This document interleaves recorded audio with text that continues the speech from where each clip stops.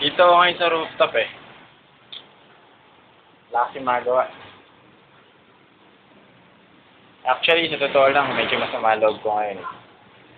Alam mo yung malungkot ako eh.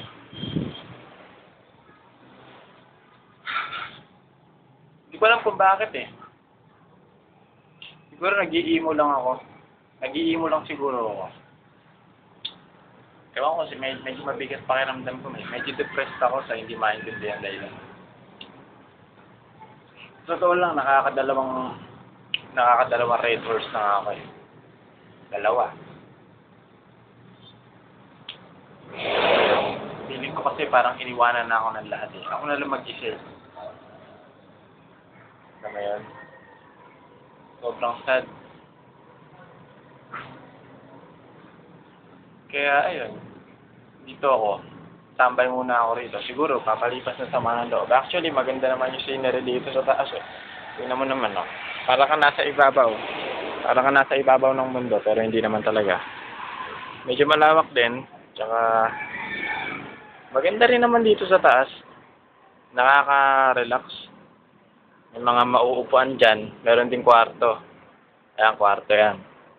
May upuang sira. Actually, ako sumira niyan. Dati sa sobrang buwisit ko dati, sisisipa ko yan ng ganyan. Sisisipa ko yan hanggang maputol yung dalawang ano. Ayun. Parang ganito yung feeling ko eh. Sama rin. Pero,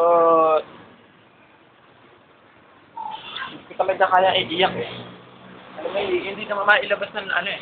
Hindi ako umiiyak. Hindi ko maramdaman yung iyak. Umiyak ako isang beses pero hindi talaga maramdaman na wala yung sakit. Kaya ito, meron ako susubukan. Sabi nila, meron pa raw isang way para maglabas ng sama ng loob. Isigaw mo. Isigaw mo lang lahat ng nararamdaman mong masakit. Lalabas yan. Isigaw mo na mga nararamdaman mo. Pagmura ka, ganun. Subukan natin Pepex, diba? Ayan, tingnan yung landscape niya. Diyan natin sigaw yan. Putang ina niyo lahat! Ang sakit-sakit! Ano? Pare, may echo, pare. Ngayon ka lang nalaman, may echo pala dito. Bukan natin isa pa. Ano ginagawa nyo? Ay, bakit dyan? Galing, no? So, totoo lang, ngayon ko lang nalaman, may echo pala rito pag nagsalita ka na. Pag sumigaw ka, may echo pala. Ngayon ko lang nasubukan eh.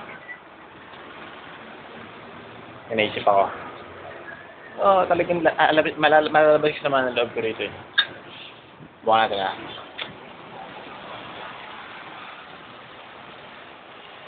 Si Eugene!